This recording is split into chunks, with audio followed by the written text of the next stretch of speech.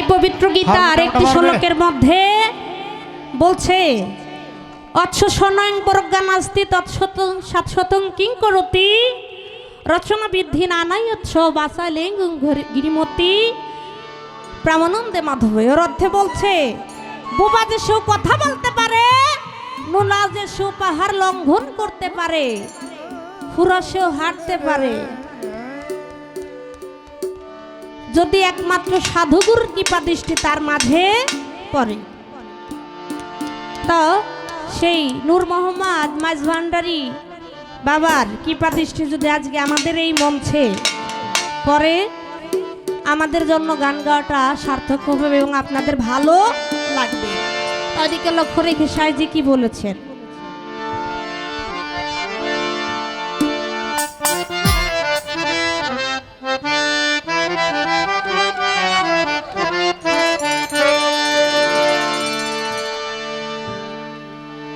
আমি বসে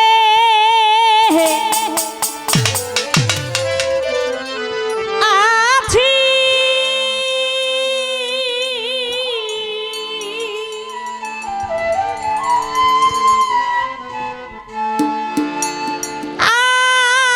আর সাত সিন্ধু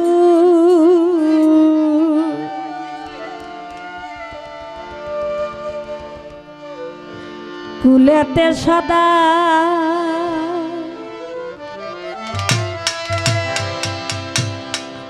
কবে সাধু চরণ ধুলি মোর লাগবে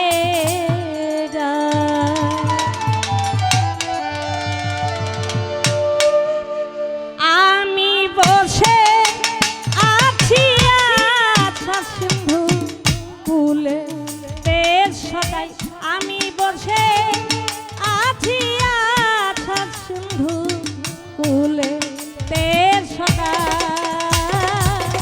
কবে সাধু চরণ ধুলি মোর লাগবে কবে সাধু চরণ ধুলি মোর লাগবে আমি বসে আছি আশার সিঁদু বলেতে সদাই, আমি বসে আছি আশার সিঁদু বলেতে সদাই কবে সাধুর চরণ তুলি মোর লাগিবে গায়, কবে সাধুর চরণ তুলি মোর লাগিবে গায়। আর ভজা সাধ আমাতে নাই,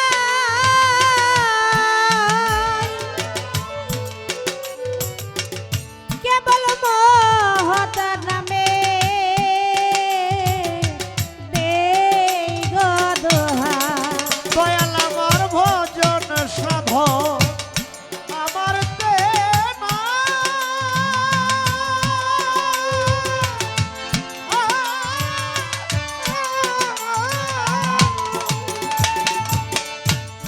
কুলে বসে মহৎ নামে দেই যে দুহাই। ভজন সাধ আমাতে নাই,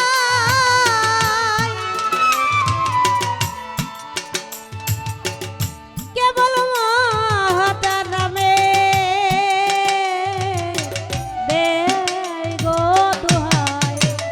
তোমার নামের মহিমা জানো গো সাই তোমার নামের মহিমা জানো গো সাই, আরে তোমার নামে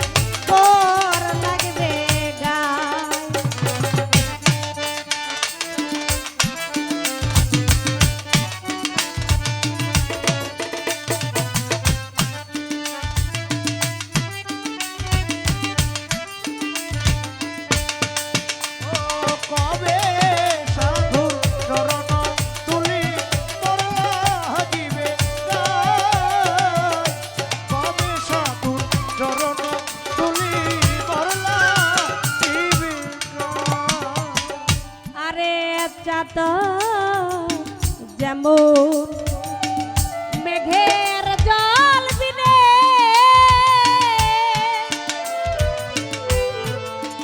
অহর নিঝিতে আছে চাত মেঘ ধিয়াবে আইরে চাতক যেমন মেঘের চলবে না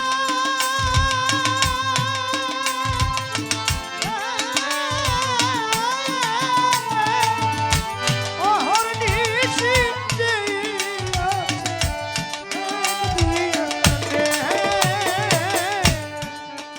দয়াল চাত যেমন মেঘের জল বিনে